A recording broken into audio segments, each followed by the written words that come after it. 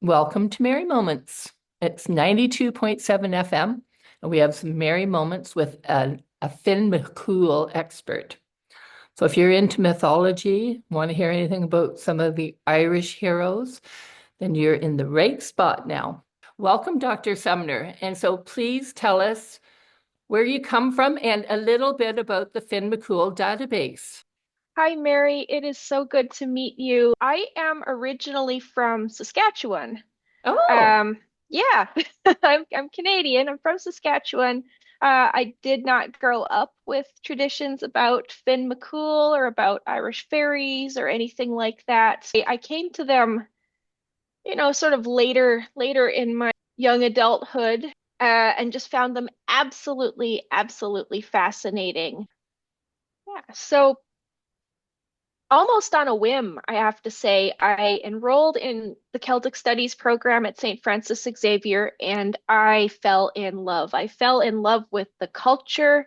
I fell in love with the Gaelic languages. I fell in love with the stories and the characters, and of course, I found my passion researching Finn McCool and the stories about his warrior band um, who are said to have existed.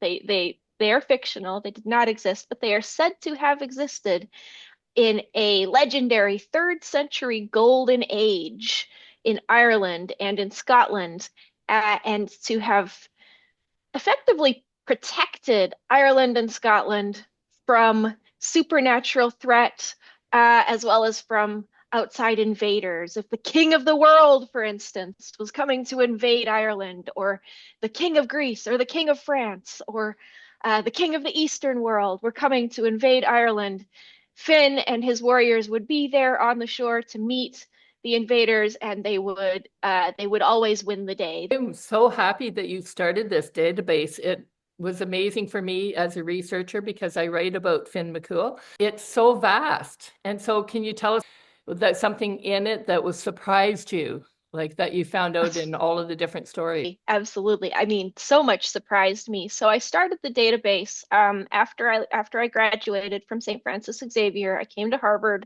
enrolled in their Celtic Studies graduate program, and began writing my dissertation. And I wanted to write about Finn McCool. I wanted to write about these stories, but first I had to go and find all of the stories. There wasn't a good resource at the time where you could locate all of the folk tales that had been collected about Finn and the Fianna. And so I took myself over to Ireland, and I parked myself in the Irish National Folklore Collection at University College Dublin for a period of about 7 months. And I thought, that's a lot of time. No problem. I can get through all of this. I can catalog what tales there are.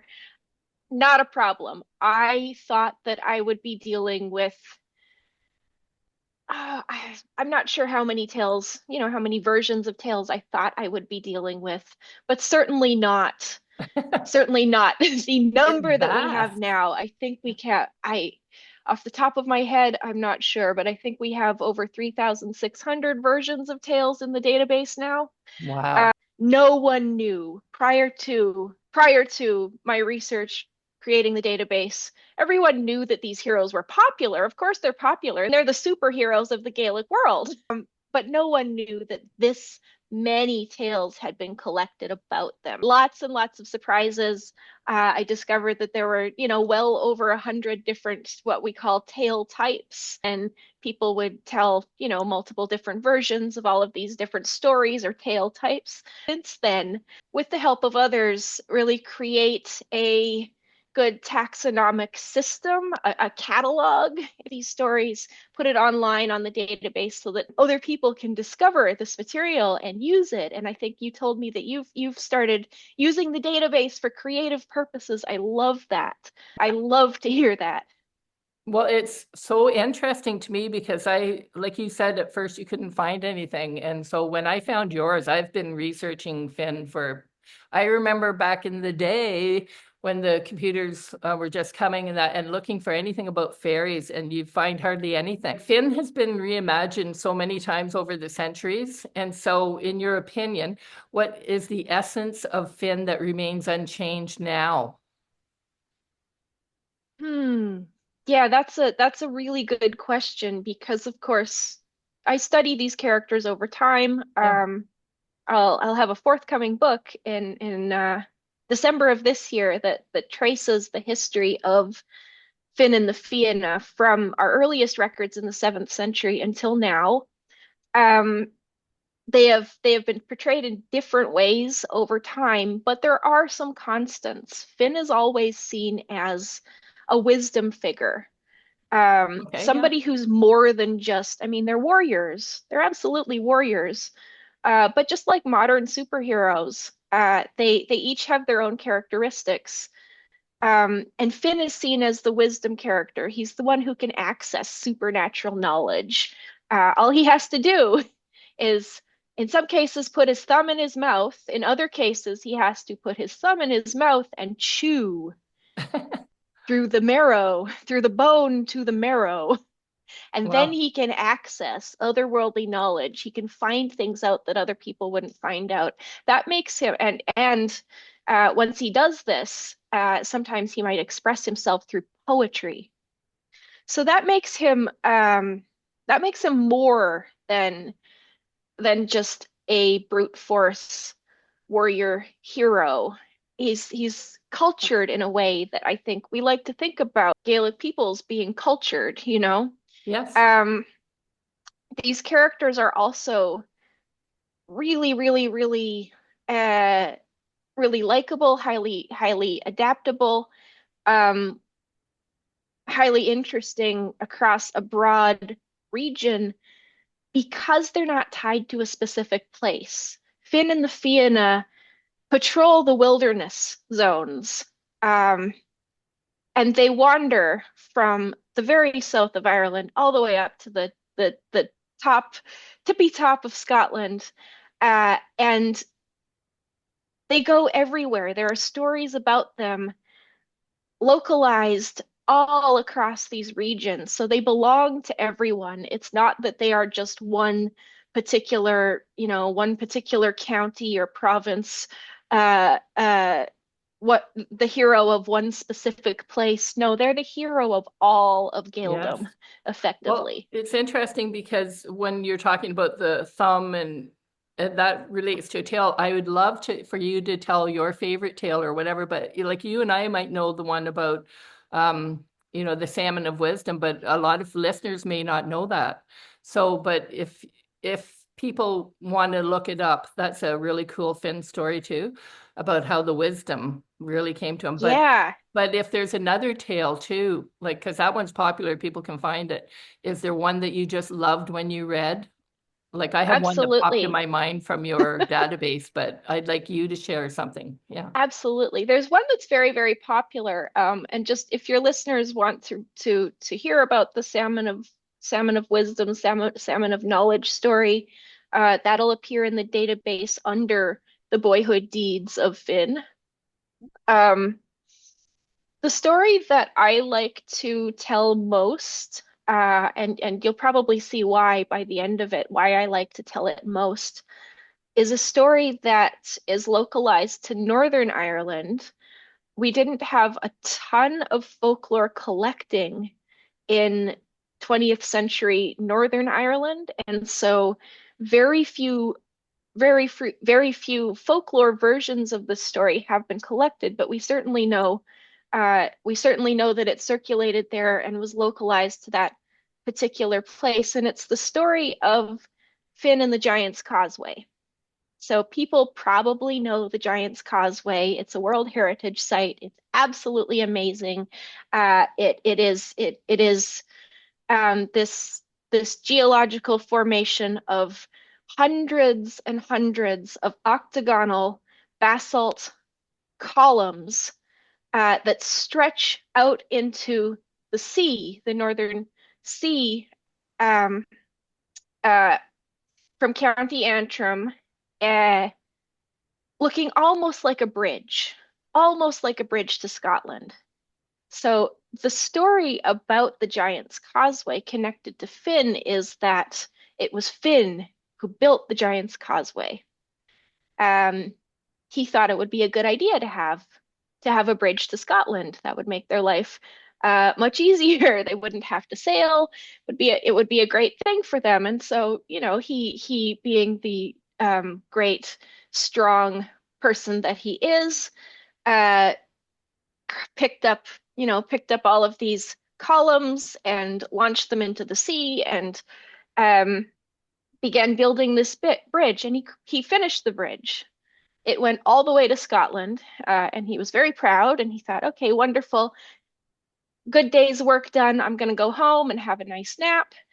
Well, lo and behold, what happens but a Scottish giant, much larger than Finn, much meaner than Finn, discovers that this causeway has been built, and he makes his way over to Ireland, and he starts making some inquiries. He says, "Well, I have heard of this great warrior Finn McCool, and what do great warriors like to do? Well, they like to fight each other to prove who is the greatest warrior, right?" So he says, "I've heard about this great warrior Finn McCool, and this bridge now exists, and I can get right over to Ireland, and this is very convenient for me. I want to fight your greatest warrior. I want to fight Finn McCool." Ooh. Well, Finn hears of this, of course, and Finn's not usually intimidated, but this guy, this guy is powerful. He's much bigger, he's much more powerful. Um, so Finn is fretting. What am I going to do? What am I going to do? And this is where the story, this is the part of the story that I really like. His wife turns to him and says, "Now, Finn, why are you worrying? Don't you worry, I've got this covered. You just do everything that I say. The first thing you need to do is I need you to put on this little bonnet, this baby's bonnet, and I need you to climb into the cradle." And Finn says, "Oh, okay, I guess you're the boss." So he does so, and he climbs into the cradle, and she says, "We're going to play a trick on this Scottish giant. He's not going to know what hit him. Um, he's going to leave you alone. You just do everything that I tell you." So what does she do? Well, she starts preparing. She starts baking the bread for the day, but instead of baking it normally, she bakes one loaf. Well, she bakes one loaf perfectly normally, and the other loaf she takes the iron griddle that you would put over the fire to cook on, and she bakes that into the second loaf. The giant shows up, knocks on the door. Knock, knock, knock. "Hello, Mrs. Finn. Is Finn in?" She says, "No, no, he's actually gone out. He's off on important business. He'll be back later. Please come on in. Let me get you settled with a cup of tea. And I've just taken these bonnets, these loaves off of the fire. Would you care for one? These are what my baby eats every single day." And she gives one to the baby, Finn in the cradle, of course. Uh, and it's the one with no griddle inside it. And the baby starts eating it. No problem. She gives the other one to the giant. And what does the giant do? He bites down and he bites into the iron griddle, and he breaks his tooth, and he shouts and yells, "Oh my goodness, oh my goodness. Your baby eats this? This is as hard as a rock." Yes, yes, of course. This is what the baby eats every single day. Fenian babies are very strong. He's going to grow up strong like his father. So the giant says, "Oh my goodness. Let me test this baby's teeth. I just want to see what kind of teeth this baby has." So he goes up to baby Finn, right? And he puts his finger in his mouth, and what does Finn do? Well, he bites down and he bites off his finger. And the giant lets out a yell, and he's starting to feel pretty intimidated. If a baby is this strong, if Finn's baby is this strong, what must Finn be like? And of course, Finn's wife uh, is enjoying the fact that her trick is working, and she says, "Now, now, now, settle down, settle down.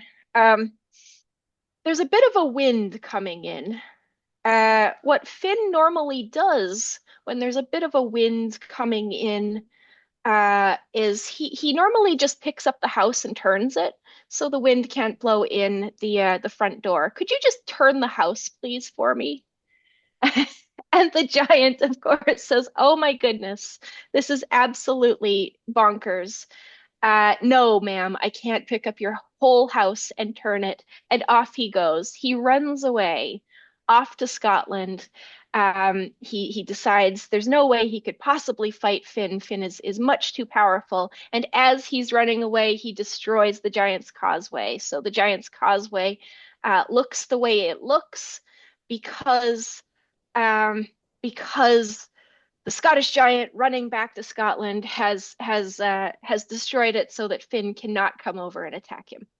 So that's effectively the story of the Giant's Causeway. That's a And cool I one. like it because Finn isn't really even the hero. Finn's wife is the hero. I don't know if She's the Finn would one who like gets the that one better. though. I don't know. I Yeah. don't know. Well, that brings me to a question too about like remember I said about we have a platform called Supernatural Irish and it focuses on reconnecting people with their roots. So how do you see the role of folklore strengthening cultural identity today? Like do you see it Hmm. yeah helping? Because I found it helped me a lot to go back to my roots. And so of course the stories are and what created traditions and everything too. Do you have thoughts about that or I think it's very important. I mean, folklore by definition is intangible. It's intangible cultural heritage. It is knowledge that's shared informally. It's generally speaking knowledge that we can't get, or at least can't get in the same way from a book, for instance. Of course, we have stories that are printed. We can experience them that way. Um, but I think the living folklore tradition is very, very, very important. yeah. It is a connection to past culture. Obviously, stories change over time. Um, I would never argue that being able to hear a storyteller today is in any way a genuine link to an experience that somebody would have had hundreds and hundreds and hundreds of years ago. No, the stories would have been slightly different. And yet, there would be a common thread. Yeah. And that common thread is something that's at the heart of the culture, you know? It is something that makes these stories, um, as they change, as they adapt over the years, still uniquely Irish, right? Yeah. Uniquely Gaelic. Losing connection to that kind of severs that thread. It it's all well and good to be part of a global civilization, global culture. We all watch Marvel. We all read whatever's popular across the Anglophone universe in any case. Um, and yet at the same time, you can remain connected to your culture. You can remain connected um, uh, by accessing traditional cultural productions like folk tales, etc. I think it's very important. It's a link that shouldn't be broken. It's a link that breaks when we lose languages, for instance. Yes. Not everything is available in translation. Um, Yes. it's very important to preserve these cultural links, to remember where you came from effectively. Well, in modern retellings, do you see a trend toward emphasizing the mythic, like the supernatural aspects now, or are they more grounded in reality? Like, I think we like to experience the supernatural aspects.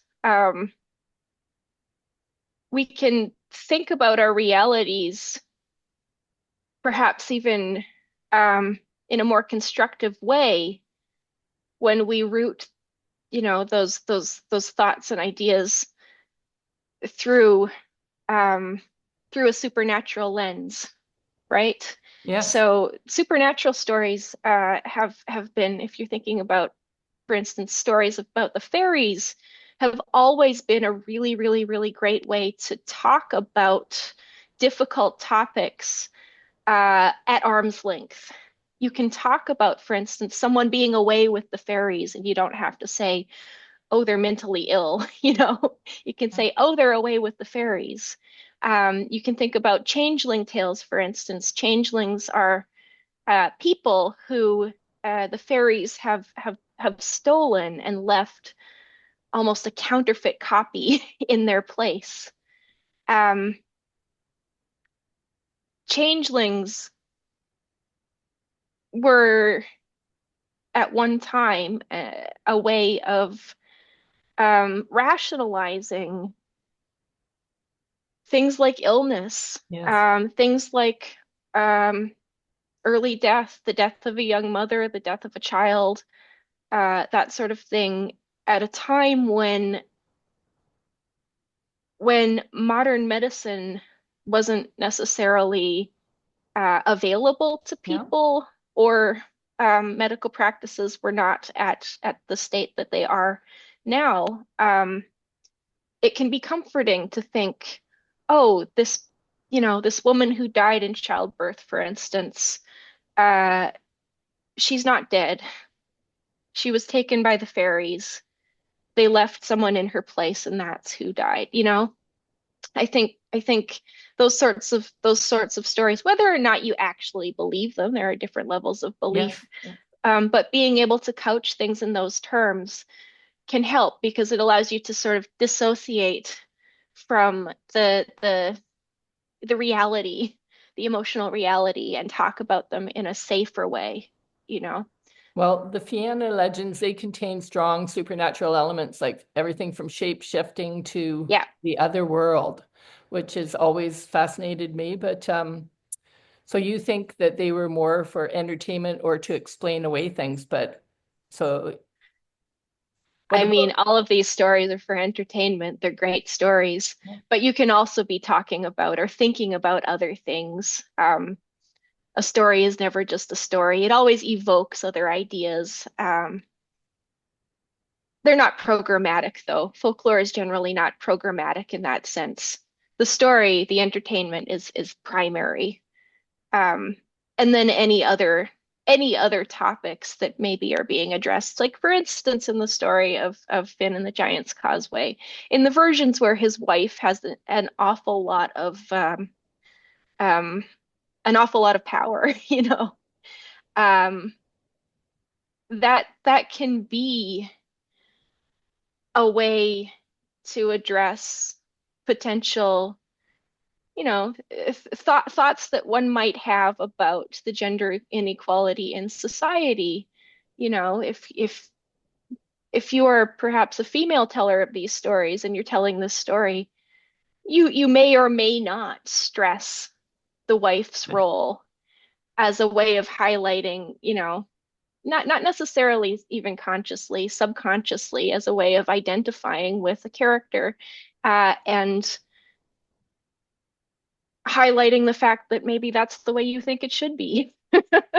well, Maybe that's another husbands should question. listen to their wives like Finn did. Yeah. Well, and so that's one question that I was thinking about was what do we lose or gain when stories transition from spoken word to the written text or digital archives? Because that is what I said was that in terms of a writer, I don't see Finn doing that, because when you build a character arc or whatever, so I reimagine that. And so that was another thing I was thinking about, how folklore projects like yours can really help modern storytellers bring the stories to new audiences. But do they have to be true to their roots? Like, because people can go back and look and read that story about Finn and the baby and everything. Or I could tell one where, like when you write, a lot of people say that it just comes through you, the story.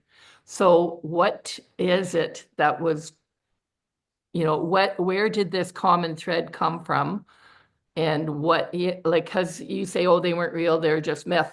But I'm more of a storyteller where I do believe that something brought that story to life, and it wasn't just to explain, it was to explain the times, I guess, back then, because were Finn McCool and the Fianna, were they gods or were they humans? And was there an interplay? So that kind of thing always interests me. But that's why I was wondering, Absolutely. yeah, That about that's other I mean that's a storytelling. question that academics have gone back and forth on. Were they originally gods? I cannot say definitively that they were, but some people have proposed that perhaps versions of Finn and various others of his men were gods. I can't say that definitively. I am prepared to argue, following the arguments of a scholar by the name of Cumhaill, that the Fianna were modeled on actual actual bands of warriors that in the 7th century, certainly, when our first records appear, and stretching perhaps even as late as the 9th century, um, bands of warriors that would have existed in early Ireland. Dr. Sumner, we have to tell people too how they can look at this database. So would you explain how anybody can go online and read all of these great Finn stories? Sure, absolutely. So it's finnfolklore.org. That's FIONNFOLKLORE.org. You can head on over there. You can click on our stories and songs page. Read through any story you want. You can search. If you head over to the characters page under resources, I've commissioned some watercolors of some of the characters so you can see what we imagine Finn looking like, or what we imagine his son Oisin, for instance, looking like, or his hounds Bran and Scolan looking like. So yeah, please head on over there and check it out and check out these stories because they're a ton of fun. Well, thank you so much for joining us today at 92.7 FM, because we have Dr. Sumner from Harvard talking about Finn McCool's database that was inspired to put together. And it is an amazing, fantastic resource and entertaining, like you say. So thank you so much for following your heart, Dr. Sumner. Thanks so much, Mary. This has been fun.